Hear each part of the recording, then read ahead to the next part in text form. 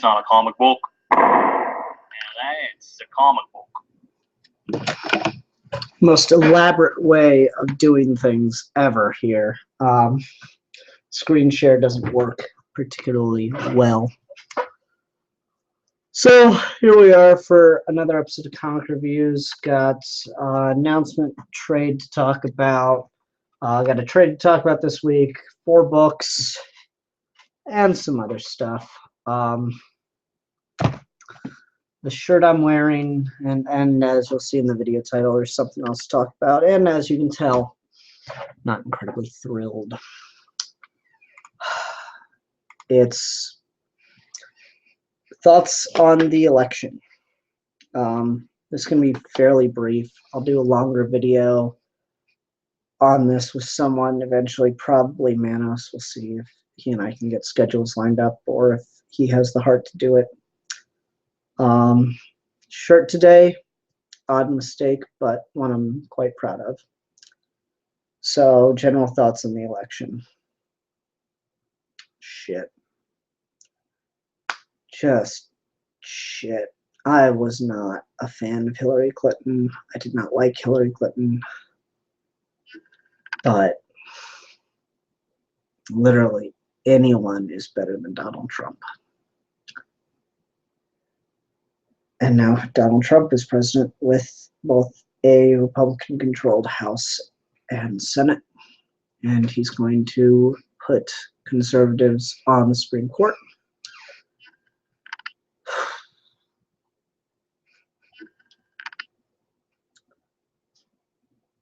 It's not positive. Anyone that knows anything about Mike Pence or Donald Trump knows there's very few good outcomes in this. Right now, I'm trying to remain optimistic. I'm trying to be, not be too down, but obviously I'm very, very worried. Not for myself, but for others. It's gonna be a really rough couple years. The shirt I'm wearing, like I say, happy accident.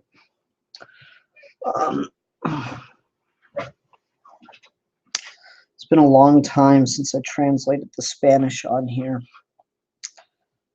but it's a shirt I've had for a while. It says Mexicanos, and the translation here basically boils down to, if I remember correctly, you can take our lives, you can take our liberties, but you can never ever take our heritage. Oddly, a little Braveheart in there. And we're talking about the movie tomorrow. Again, I just pulled this out of my drawer and put it on and didn't realize what I was wearing until I walked out the door, and I was quite happy about that. This isn't a time to hide. This isn't a time to sit down and shut up because you lost. This is time to fight back more than ever. I just want to say to people blaming like third-party voters or anything, they aren't the problem. Everything I've seen on this indicates that the problem was with Hillary Clinton. The DNC nominated the only candidate who could lose to Donald Trump. And not only did the DNC nominate her, they helped her get the nomination. So if you're mad at anyone, be mad at the Democratic Party. That depressing shit aside, happier news. So as I said, I got a new job, and someone playing with this earlier. A new job at Chessex Manufacturing. They make dice sets. You may have actually heard of them because they make dice and for places to sell all over the country. And yeah, so this is, I decided, you work around it all day. You got to have some. So I decided to buy myself a set of polys, buy Haley a set of polys, even though she says she doesn't want them, and to buy myself a set of 16 mils. So there are those. I like the 16 mils translucent green. The polys, I'll get them closer to the camera so you can maybe see some better detail. Probably help if I take it out with crystal.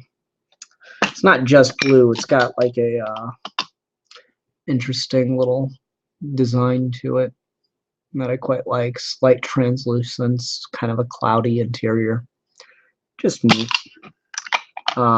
Just for the sake of it, I'll show you the translucence too.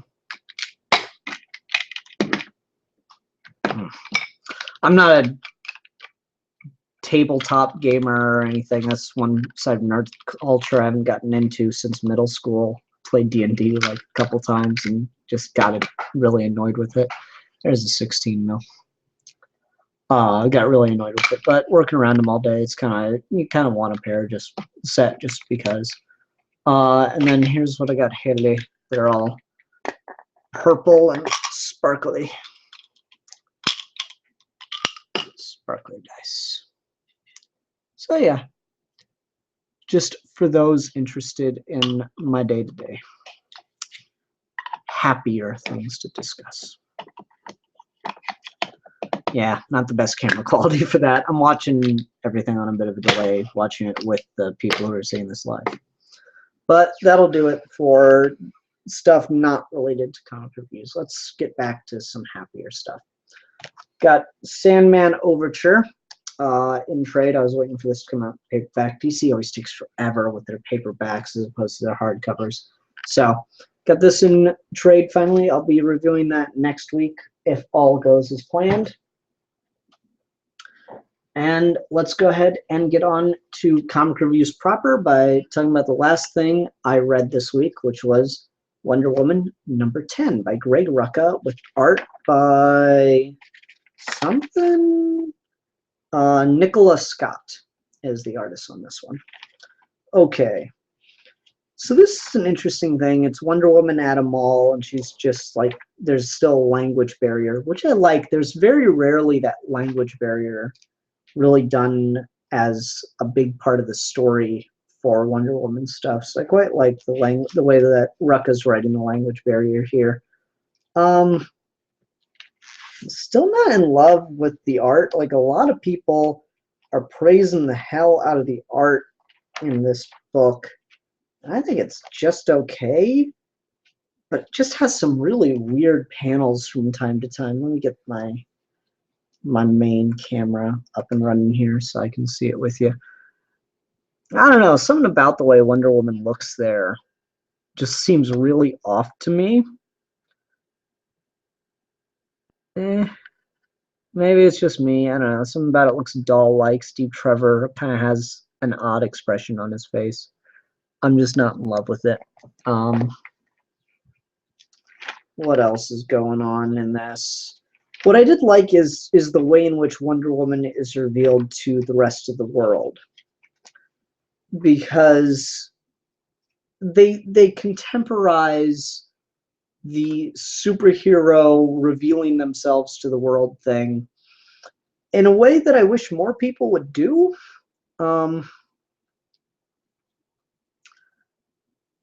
Like, most of the time when we have the big superhero in the superhero origin, when we have the superhero is revealed to the world stuff, it's often like a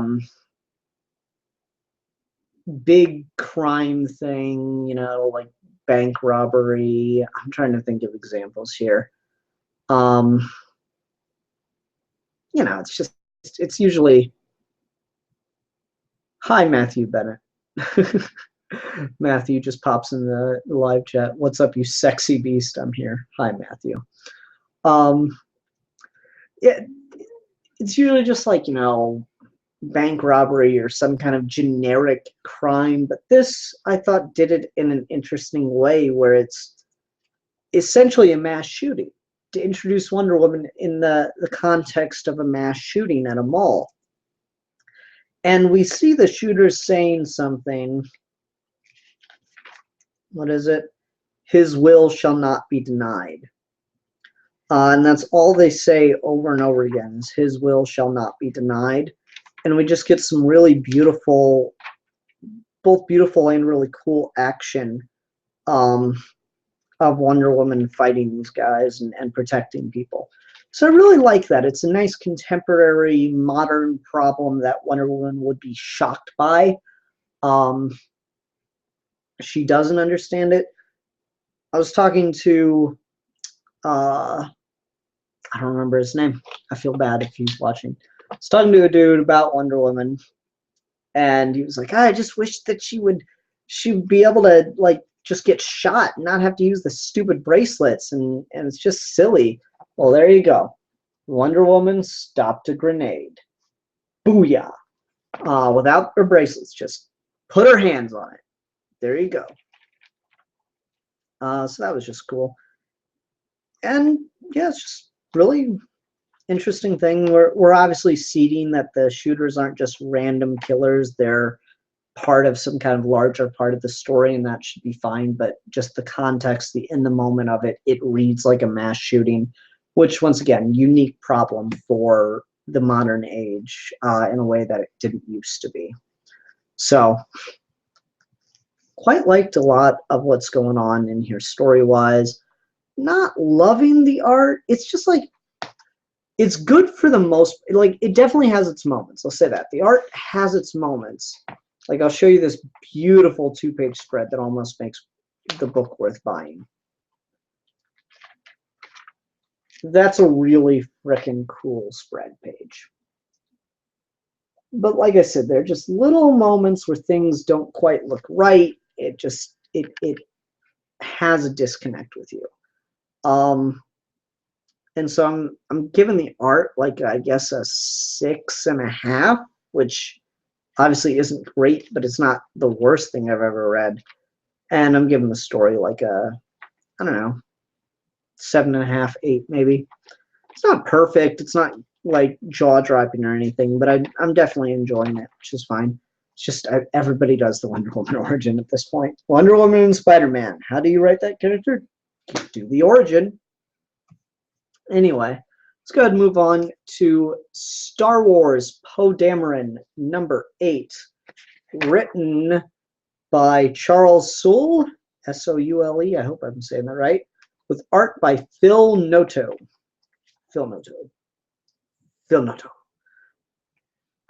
This is just okay. This book is kind of iffy for me. Sometimes I really enjoy it, other times I just think it's all right. It does have a tendency to be a little slow. Charles Soule, the writer, he understands what makes a good story and what creates good drama, but he has a lot of trouble with pacing stuff in a way that makes it makes you want to keep coming back to it and keep reading more. A lot of this boils down to just, I think, not poor, but not very deliberate pacing. A lot of this story feels like it's dragging. I just feel like if you set these scenes up differently or were just a little quicker with them, you'd be better off. Like, this is a lot. Look at all the dialogue balloons between C-3PO and Poe on these 2 pages. There's just a lot happening in a book where I don't really feel like it's necessary. C-3PO goes on and on and on about how he's essentially the leader of a spy ring of droids, which is an interesting idea, but it's one of those things, show don't tell, right? And that's the thing, is it's just this huge exposition dump. Same here at the beginning of the book. It's Poe just explaining that there's a spy, a mole in Black Squadron, and that's just, you know, there are better ways to communicate that than just catching us up. It's a Star Wars book. You have this. Use that for your exposition. Don't load your dialogue with that much exposition. Joel Davis says in the live comments, I heard there were flashbacks to the Battle of Jakku with Agent Trex, which sounds exciting, especially since I read the Aftermath book. I've not read the Aftermath book, but you're correct. There are flashbacks to Jakku. Keep hitting it and missing it. Wabam. So yeah, it's kind of interesting. Agent Trex is just okay. he does have kind of a unique and intriguing motivation going on. So I'm enjoying that part. I don't know what the fuck's up with this armor, but whatever. I'll get to it. Shit, fuck, I'll just show you. This armor is really weird and not explained very well. I'll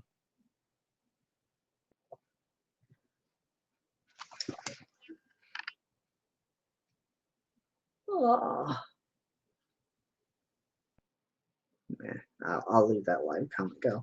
You'll have to forgive me, people watching this after the fact. I am doing this live, so I have to do a little bit of interaction with people. Again, I should mention this. If this doesn't go too long, I'll do a bit of Q&A after the fact, just for shits and grins. Yeah, so it's just an okay issue. There's interesting stuff being set up, but it's almost all set up. It's all like the worst part of dominoes. And so it's just not a ton of interesting happening right now. I shouldn't say that, because the setup is interesting. Where it's going to go could be interesting. But it's not. It's definitely having the same problem that this book had in its first arc, which was, okay, just get the story rolling, or just we get it. Just let it happen now. That first story arc was really weak. Second story arc, I thought they were really kicking on something. Last issue I read, I really enjoyed it. It had a lot of heart. It was a nice one and done kind of thing. This, I don't know. C-3PO has his red arm in this, for those that care. You want to know the real reason that C-3PO had a red arm in The Force Awakens? So you'd have to buy a new toy. That's the canon explanation, by the way. I swear to God, if someone leaves a comment, no, actually there was one, I don't give a fuck.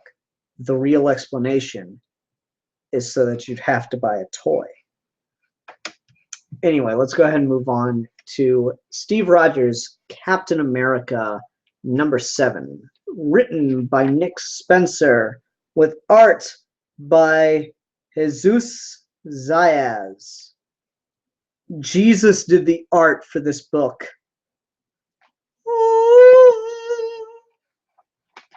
I'm sorry, I'm stupid. This issue was hard to read in light of recent events. Nick Spencer was on Twitter last night talking about the election too. He was not pleased. Red Skull's Nazi speeches are getting really hard to read. Interesting moment that I quite liked. We get flashbacks to Steve Rogers' imagined childhood growing up as a member of Hydra. And he's kind of like, he's really bright, but he's still a weakling, so he's being bullied by these Nazi children because they were encouraged to do that shit. Yeah, if you were crippled in Nazi Germany, they're encouraged to make fun of you and beat you up. Or if you're just, skinny guy, hey, why would I have a problem with that? But Steve is like just off somewhere. It looks like maybe he's in an attic, and he's drawing his mother. And there's this interesting exchange of dialogue. Well, what do we have here, fellas? Looks to me like unsupervised creative expression, not intended to glorify Hydra. That's an infraction, isn't it? It is, but I figure we can handle this one just between ourselves, yeah? Oh, absolutely. Give that back. No need to get the teachers involved. Look, guys, I don't want trouble. Oh, this isn't trouble, Stevie. It's punishment. And then they start beating the shit out of him. Just interesting little... Nick Spencer really knows what he's doing with writing Nazis, fascists, whatever you want to call it. Again, it was cool to be a Nazi. It was what the cool kids were doing. We picture Nazis nowadays as history's villains, as the most evil of the evil. And they certainly are that. But that's not how they thought of themselves. That's not how they saw themselves. They thought they were better than everyone else. And that's what made them dangerous. So I just like how he writes that with a very clear understanding. There's also this whole thing with Sokovia and its dictator that's handled kind of interestingly, with Red Skull and kind of playing the world against itself, having Hydra basically take control of Sokovia and then retreat because it's all part of his plan to draw the world into Sokovia. Kind of reads like maybe a little bit of a commentary on either Ukraine or Syria. Take your pick. And of course, S.H.I.E.L.D. is being an idiot and playing right into his hands.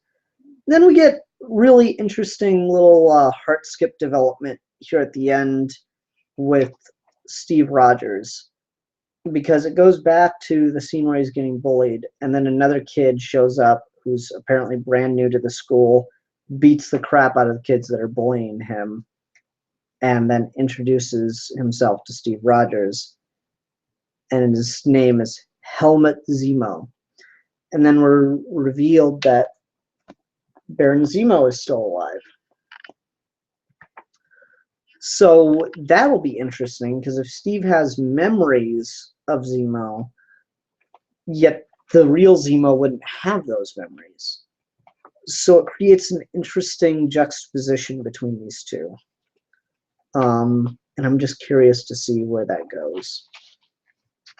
It's this interesting thing where their facts will not line up. So Steve will not understand why Zemo doesn't want to help him, because he'll be under the impression that they planned all this together, or something to that effect. So that's clever writing. There's this room that Dr. Selvig was not allowed to go into, in which we are now revealed that Zemo has been being kept, was introduced a couple issues ago, right? And so we're just showing Zemo in like this little tiny cell with like laser bars and shit. But like, I don't see no toilet, y'all. How is he being, fed? And how is he eating? And how is he getting rid of what he ate? Because it's been comic time. It seems like it's been a couple weeks, at least, since Zemo was presumed dead at the hands of Captain America. Just saying. So I thought that was pretty funny. Yeah. Red Skull's whole little thing with this Sokovian dictator, his whole exchange of dialogue is really fun. I like how just maniacally evil Red Skull is. It's like, admires this guy for being a crazed despot that, kills and tortures his own people. It's like, you got a mind for the classics. Not original, but I appreciate it. Just stuff like that's fun. Also, this isn't related to the book itself, but I noticed that Marvel was doing this on a lot of their things. A couple weeks ago, I did that 400 subscriber Q&A thing, or 400, 800 subscriber Q&A thing, and someone asked, like, what changes do I think they should make to comics to make them more accessible to new readers?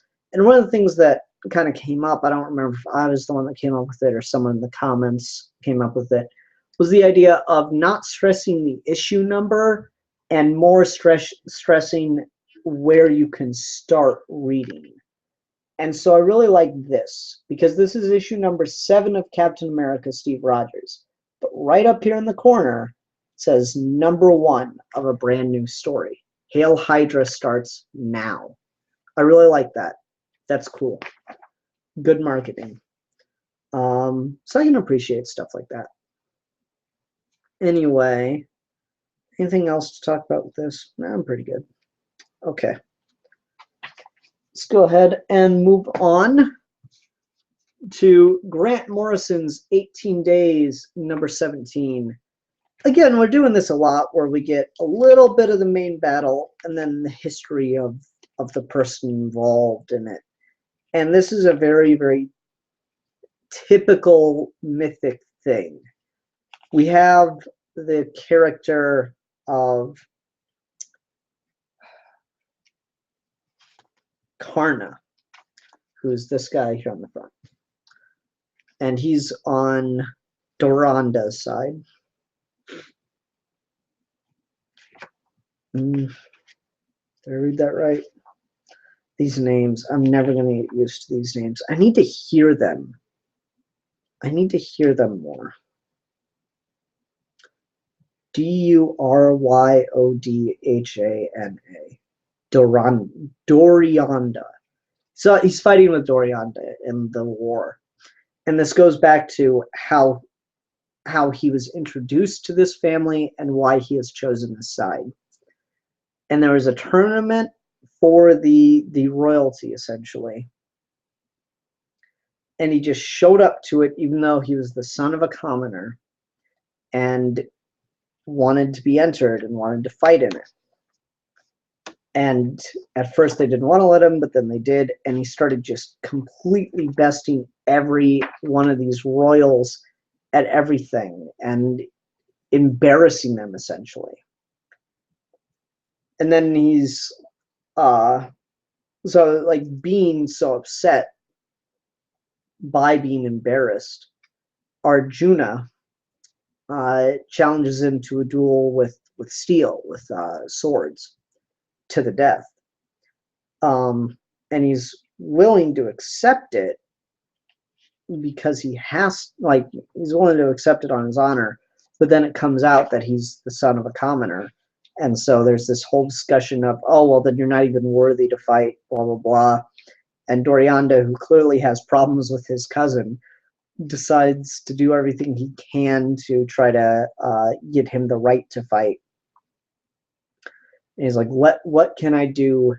I will do anything to help you right now.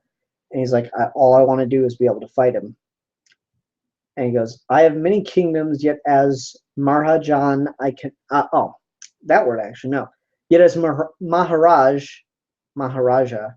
I cannot rule them all. Anga lacks a ruler. It is yours, Karna. That makes him a king and a noble. Is that good enough for you, Yudish? Let Anja and Karna fight. So just really clever little duplicity there on Dorianda's part. I like that this issue shows him more, like he's kind of just been very generically evil brother, all ha ha ha like. This issue shows him, you know, certainly very self-interested, but also as maybe, as you can see why people would be fighting for him. He's not just generically evil anymore. You can see why people would want to fight for him.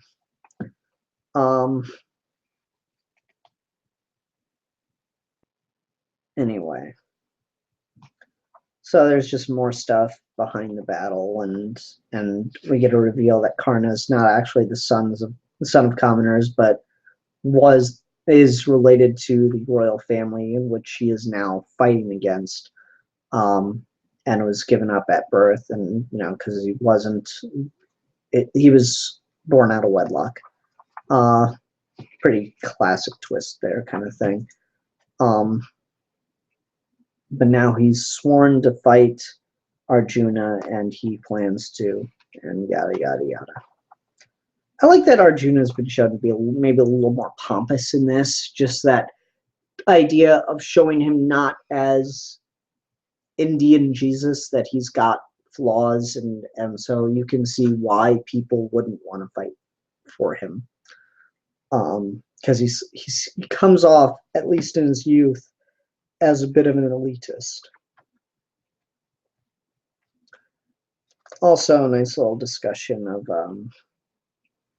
kind of, you got a general here who's kind of like a Ulysses S. Grant, and how he's commanding his Dorianda's forces, and like, oh well, they're commoners, they're meant to die. That's what makes them worthwhile, is they help swell our numbers and exhaust our opponents. And Karna doesn't like that. So it's little neat stuff. You just get little bits of history behind each of these characters.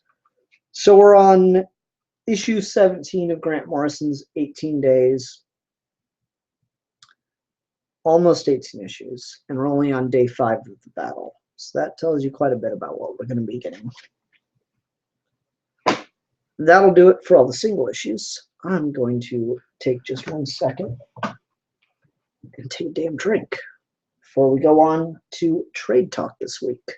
So people that don't want to see me fuck around and drink some blue Powerade that are watching this after the fact, there's a link to skip to the timestamp.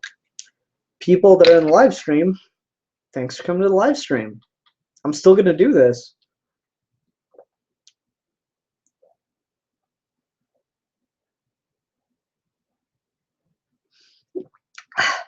I'm Aquaman. You talk for, I don't know, however long, 31 minutes straight, and get back to me. Ah, man. Anyway, what are we talking about trades this week? Isn't that an interesting question? Well, we are discussing Star Wars Volume 3, Rebel Jail by Jason Aaron, with art by Leinil,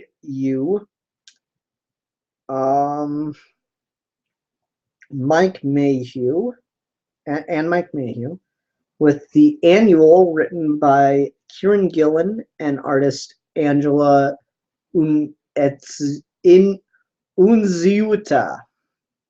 These names, y'all. So we start off with this annual, which I did an episode on. I talked about it in comic reviews, and I quite liked it. Just really, really brilliant Palpatine writing by Keiron Gillen, and I like that it showed kind of the dirtier side of a rebellion that people don't like to talk about. Like, we like to imagine, because of Neurocle, we like to imagine, because of stuff like Star Wars, this idea of the romantic, the perfect rebels, and often the kinds of people that join a rebellion are more often than not the kinds of people that want to hurt people. Like, you have to be willing to kill, and like whatever your motivations behind doing acts of murder, no matter how noble they might be, it doesn't change the fact you're committing an act of murder. And with a rebellion, you don't have the fallback of it's sanctioned by my state, it's okay. You have entirely, it's based on your ideology. This is a guy who's not only committing horrible acts, but is, because of his position as a spy on Coruscant, is having to commit them horribly, and he knows he doesn't get to be a hero and all this interesting stuff. And then so I talked about that issue, and I thought that was just a complete standalone. Didn't think it was going to be part of anything else. And that surprise probably worked better if I'd been reading this in singles as opposed to in trade. Because when you have an annual included in a trade, and you have a mysterious character show up and he starts talking really vaguely about certain things, you get a real sense of, oh, it's the guy from the first story. So what's going on here is Leia is transporting Dr. Aphra, who was captured during the Vader Down story right at the end of it. That's where this takes place at, right after Vader Down. She's transporting Dr. Aphra to the Rebel prison facility, which is a base that orbits a sun and is incredibly well protected. And then while they're there, right after they put Dr. Aphra away, the ship gets boarded and taken over by some kind of mysterious pirate, basically. And you think that it's a guy who wants to free the captured Imperials. But really, he wants to kill them. He keeps having these conversations. He takes over the prison and starts releasing everybody. And, forcing Leia's hand to murder them, basically, is the idea. And he is having these conversations with Leia over the intercom about how they won't spare you. Why are you doing the same? Why are you extending them that courtesy? You're fighting a war. You're going to lose if you act this way. You can't act like you have any kind of moral high ground. You're going to get everyone killed. And Leia is fighting through this gauntlet that he puts her through, trying to hold on to her values. And she has to break them a little bit. She has to get kind of gray with them. And so she teams up with Dr. Aphra to help get out of the situation. There are these intercuts with Han and Luke that are entirely superfluous and only serve to give like a fake out little moment of tension and are not needed literally at all. It's just comedic relief that is not connected to the main story in any way, shape, or form, and the story would not be affected at all if it were to be cut out.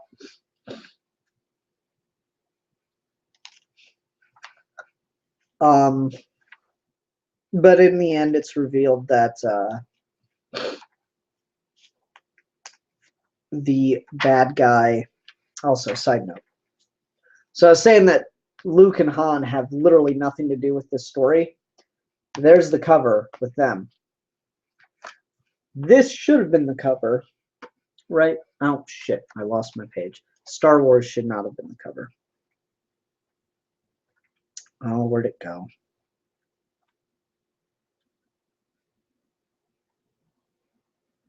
Yeah.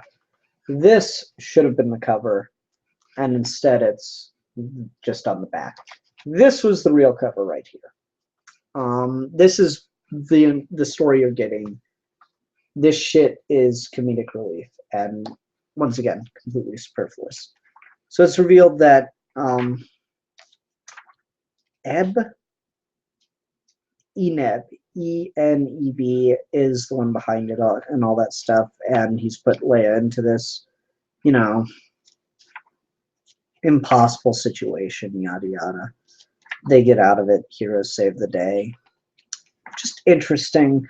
I like the idea behind it, though. It's like, why should you spare them? They would never even consider doing the same for you and all that other stuff. It's an interesting argument here. It's a hard argument to, not hard. It puts you into a position where you are really forced to confront your own thoughts. And it's something, to round it back to the election, that has been thrown out there. So don't act like it's not a real argument that people make. You'll hear, I've seen it on, people ranting about it on Twitter and talking about it on panel discussions of political activists and such. And it was related to extremists and how they should be dealt with and how we treat people of Muslim faith here in America. And the thread I kept seeing is, let's see how much your liberal ideology, how tolerant they'd be of you if you go over there. Why should we extend to them that kind of courtesy? And the answer is itself. You're not them. Prove it. but the idea that someone would kill you for thinking the way you do, but you are not willing to kill them for thinking the way they do, when your life could be on the line and the lives of innocent people could be on the line. And in the case of this book, where a war for the fate of the galaxy is what's up. It's an interesting moral question, and I gotta be honest, this is the best volume of Aaron's Star Wars I've read so far. Again, the Luke and Han stuff, it's fun little comedic relief, but it is entirely superfluous and should be cut out. Side note, I think Luke kind of looks, I don't know, either like a doll or maybe like Asian. Definitely not like Mark Hamill. Not at all like Mark Hamill. Just saying. That stuff should be cut out. This is the Princess Leia story, though. This is so the Princess Leia story. I read Leia. Leia was not good. The solo miniseries she had, that sucked. Except for one cool speech. This is the Princess Leia story right here. So for anyone that read Leia and was disappointed, yeah, he does kind of look like a girl, doesn't he? Matthew Bennett says Luke Skywalker looks like a girl on that cover. It's funny. It's almost got like an anime style drawing to it. And it's weird because Han Solo doesn't look weird in comparison. It's so bad. Terry Dodson did the art for the cover. He took the time to sign it. I like his Millennium Falcon and everything. I just do not like the way Luke looks at all. Anyway, but yeah, if you were put off at all by the Princess Leia story, read this instead. This volume is really good for that. And like I said, my favorite volume of Jason Aaron's Star Wars so far. The first two were more just fun kind of craziness. This is legitimately good. This brings up an interesting moral question and, puts some heart and some thought in Star Wars that makes it, read better. The Kenobi backups are interesting. I just question the thought process behind waiting that long between stories, because it's all more or less one continuous story with Obi-Wan Kenobi being in exile on Tatooine. But it's still just a very, you're spreading that stuff out so much. So I'm reading it in trade, and I can go back and reread each issue, yada yada. But I don't know. I question that. I just feel like that should just be a mini series on its own. Who knows? Maybe they will release the Obi-Wan journal stuff as its own volume whenever he finishes up an arc with that. Guess I'm kind of glad I'm not reading that in single.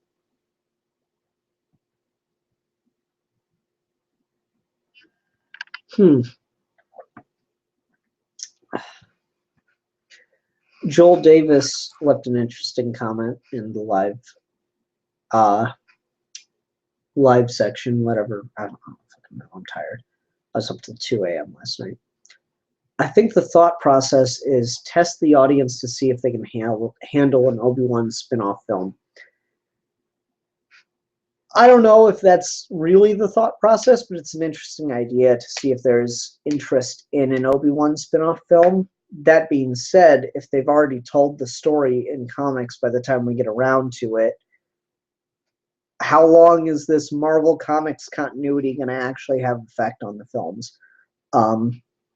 Would they just adapt and expand upon what Jason Aaron's been doing with Obi-Wan? Or would they tell their own story that has nothing to do with what Jason Aaron's been doing but doesn't contradict it? Or would they tell their own story that's kind of similar to what Jason Aaron's been doing but contradict the hell out of it, so you cannot possibly have both of them? Slightly worried about that. So we'll see. Nero, what do you mean? He asked, but isn't that the case with some of the Marvel Cinematic? Marvel Cinematic, it's contradictory all over the place, but as far as I know, they haven't done much with their cinematic universe in comics. Joel says, my guess it would be its own story that doesn't contradict it. So I say it's Obi-Wan learning to be a Force ghost. See, it's funny because like the stuff Jason Aaron's writing would be more interesting in film, but the idea of Obi-Wan learning to be a Force ghost sounds like it's more interesting to read in comic book form. Maybe that's just me. Oh well. Anyway, the Star Wars Volume 3 Rebel Jail, I really did enjoy this. I'm really curious, like, how much longer are they going to keep going for in between episodes 4 and 5?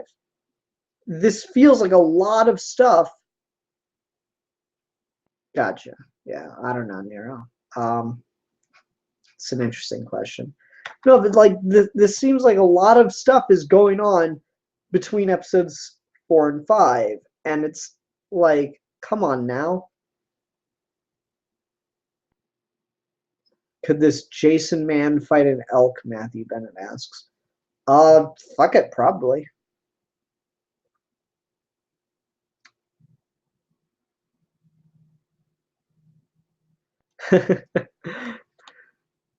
Joel says, well, Trex has a ship introduced in the Aftermath book or in the Tarkin book, and so they haven't contradicted much yet. I'm talking about between films and their new extended universe stuff. Stuff in the extended universe not contradicting itself is one thing. I'm talking about stuff happening in the comics and then films addressing that era or those characters in that same time period. I'm curious if they're going to be able to walk that line or not. Because I understood the idea of throwing out the old EU so that they're not weighed down by 20 years of people who probably didn't know what the fuck they were doing half the time. Not weighed down with storytelling options by that, but instead doing their own thing.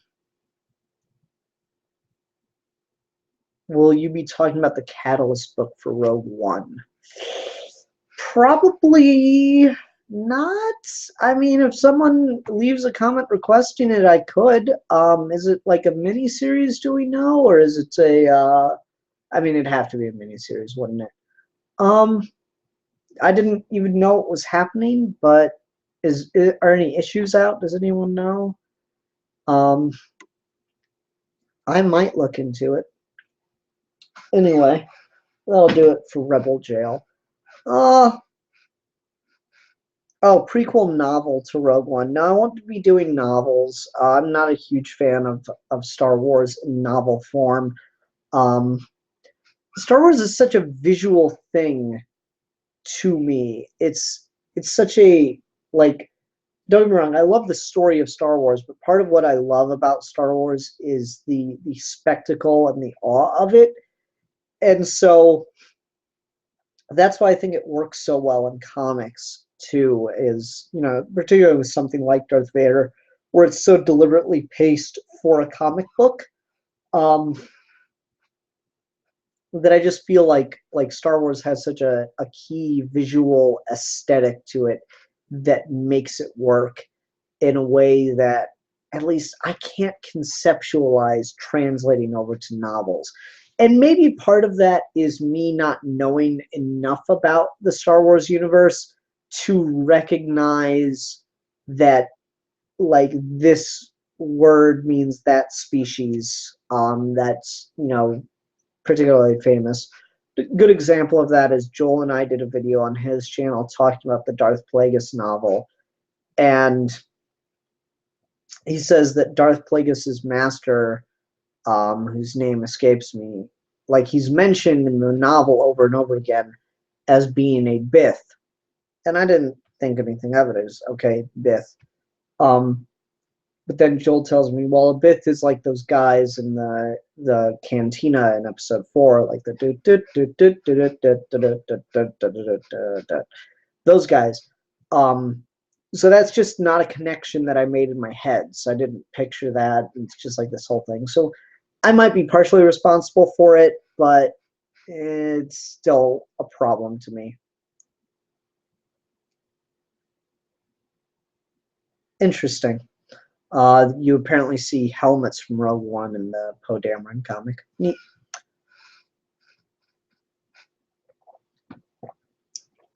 But yeah, let's go ahead and do some Q&A not related to Star Wars.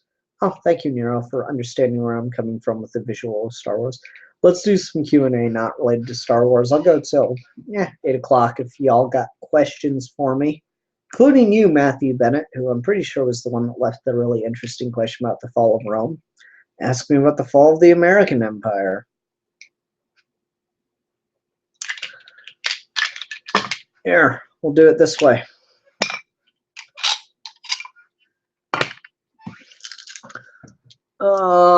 There's my D20. Got a 2. You get 2 questions. We'll see how effective your questions are. Yeah. Anytime someone drops dice and they go all over the floor at work, I'm like, oh, it was super effective. Does my rant on imperialism have any connections to America today? What? No. Come on. That's crazy. Yes, of course it does. America is a very capitalist society, and so we are teaching people to only act in their self-interest, and that leads to a very unhealthy very unhealthy way of looking at things. We notice how divided the country has become in recent years, how there's very little sense of needing to work together, or there's very little sense of why we need or why we should work together, and why we shouldn't just make it as difficult as possible for the other guy until we get our own turn. And to be fair, it's a strategy that worked for the Republicans. I don't know, man. It's really sad to see. You get the leaders that your society deserves. You get who you deserve, and we get Donald Trump. We're getting someone that is a very selfish, very horrific person, and he's going to be our leader. So you get who you deserve. We've created a country where we tell people to be greedy and selfish and to only look out for themselves, and we've elected someone who is greedy and selfish and only looks out for himself and is terrible to others. That's what you get. Matthew Bennett asks, how effective is a necromancer build in D&D? Why would you assume that I know anything about D&D just because I have dice? Come on. For those that missed the beginning, that are here for the live show, I don't play D&D. I haven't played D&D since middle school, when I had a really shitty dungeon master and my friend Drew, and he was just an asshole, so I quit playing. But I now work in a factory that makes dice, or well, dice sets. We don't actually physically produce the dice. Make dice sets, and so I had to buy myself a set just because they look really cool. I couldn't help it. You know, we also sell game pieces. D&D live show. Yes, we also sell game pieces like you know, pawns or whatever for like chests or just different various colored pieces. And so I've considered buying those, and we sell like these mats with grids on them for rolling dice on. They're called battle mats or whatever. So I've considered buying some pieces and like a small battle mat or something. You can see Haley in the background. Hello, Haley in the background. We sell battle mats, and so I've considered buying like a mat and some pieces and making my own board game. I think that could maybe be fun. Yeah, I don't know. It just seemed like a cool idea. Anyway, what else we got? We got any more?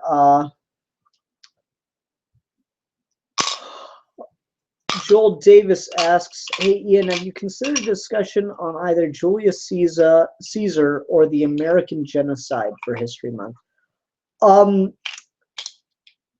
You know, I'd say go watch Pocahontas, rewatch our Geeky Gentleman on Pocahontas. We talk a lot about the genocide that the Indians faced. In that, it gets brought up a lot during History Month. We talk about Armenian, not American. Okay, Armenian genocide, I know nothing about. I'm kind of embarrassed by that, but at the same time, I don't know everything. And despite what I've told you, I don't actually know everything. Armenian genocide, I mean, probably not, because probably no to both of them.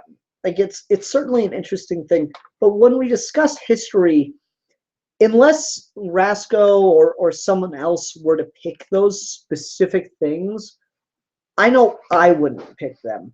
Because when I discuss history, I don't like to look at one particular event or era or something like that. I like to talk about these trends that we see in history, these things that build history. So we wouldn't, in my mind, and I wouldn't have a problem doing this, but in my mind, we wouldn't talk about Julius Caesar. We would talk about Rome. We would talk about what Rome means, what Rome tells us about societies on the whole. So the idea of doing just an episode on Julius Caesar wouldn't really fly with me the way just talking about Rome would. But even then, that's a little too narrow. I like to talk about much more big general things like democracy and its effect on history. Nero Cole asks, Burger King or McDonald's? Oh, man. I guess McDonald's. Burger King pisses me off because they'll like introduce something that I'll enjoy and then just take it away. They do a lot of limited stuff that I like, and I'm not talking about the Mac and Cheetos. They had the Angry Whopper a couple months back, and I really, really loved that thing, and it had me going, and it had that really nice sauce on it, and then you just got the fuck rid of it. McDonald's probably doesn't have anything as good as some of the stuff Burger King will introduce and then take away. The Texas Double Whopper from a couple years back was really good too. There was like a whole commercial campaign around it. But Burger King will constantly do this. They'll introduce a menu item that's really fucking good, but then they'll take it away. So I get really upset with them. Whereas McDonald's, Big Mac, McRib, double cheeseburgers. It's good. It's just good. McDonald's kind of pissing me off right now because they got this whole, oh, well, we do breakfast all day thing, but then they don't fucking do like all breakfast items all day. They only do particular ones. You give me some goddamn McGriddles at 5 in the afternoon, we're golden, man. Just goddamn, I love me some McGriddles.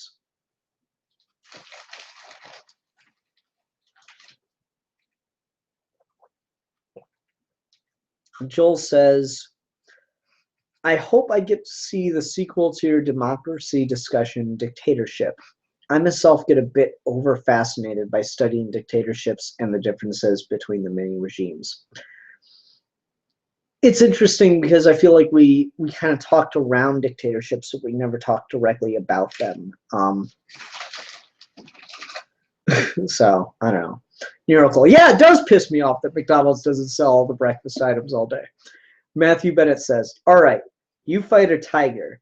You have a choice of weapons, a mace, an axe, a single stick of dynamite. Oof. Okay, that's a really hard one. I'm going to assume that the dynamite is a red herring because you don't include a lighter. So I'm going to not pick the stick of dynamite. A mace or an axe? Oof. I'm going to go with mace because an axe, like if the tiger pins me down, I feel like a mace is going to be more use to me than an axe because like an axe, how strong you are has a lot to do with how you swing it if you have no momentum. So like how much damage you can do with an axe when you are pinned down, as I would likely be by a tiger, is directly proportional to how strong you are. Whereas like if you swing an axe with momentum, it's going to do more damage. But I'm assuming that the tiger is probably going to pin me down.